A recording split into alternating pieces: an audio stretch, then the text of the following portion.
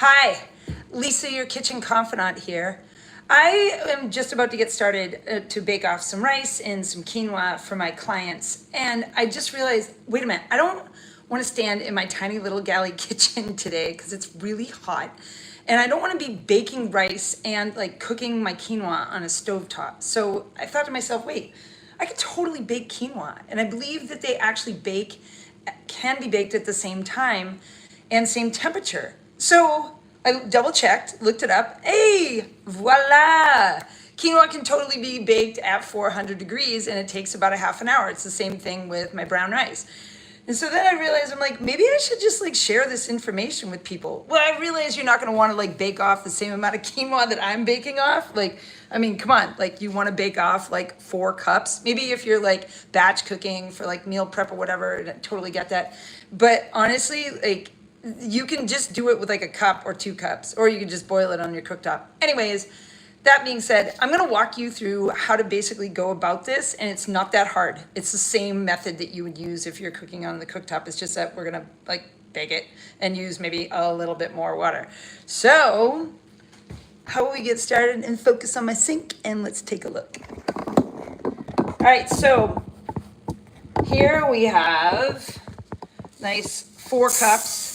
And I'm gonna pour a bunch of cold water over this to try to get some of that nasty coating that's on it.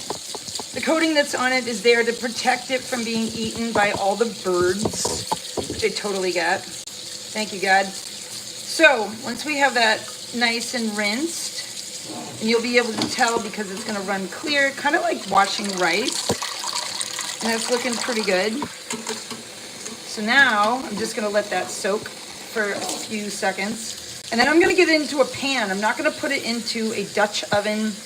I'm just gonna put it into a pan and cover it with some foil. I'm gonna add the water to it and some salt. So see all those bubbles that are on it? That's releasing some of the coating that's on the quinoa that makes it super bitter. That's the reason why a lot of people don't like quinoa. See how like cloudy that gets? Gross. So once that's all done, I'm gonna move that over. And then I'm just gonna dump all this here. Now I had like I said, I had like 4 cups of rice. And so I'm going to now just pour in. This is 5 cups of water for 4 cups of rice. 4 cups of quinoa, I'm sorry. Thinking about my rice already. Get that in there. Gonna hit it with some salt. There we go.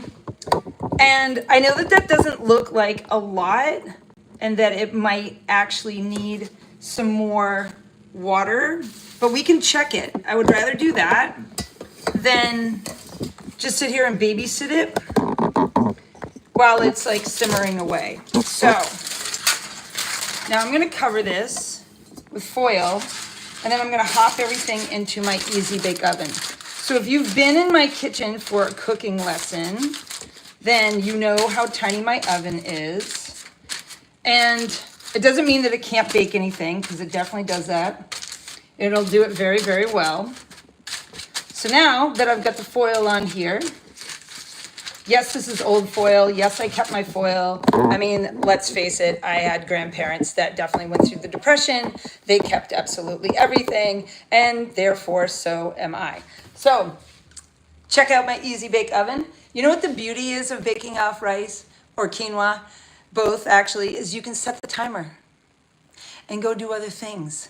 Like, whatever. Answer emails, make a phone call, space out on YouTube, watching videos. So now I'm just gonna take this and put it into here. Yep, I'm going into the top part of the oven because I'm gonna use the bottom part for the rice. So I'm gonna now set the timer for 30 minutes. And let that go because I don't have my rice ready, so I'm just gonna do this. And I'm gonna let it rip. And I'm gonna come back and check it out in 30 minutes. So I'll keep you guys updated. Thanks for watching.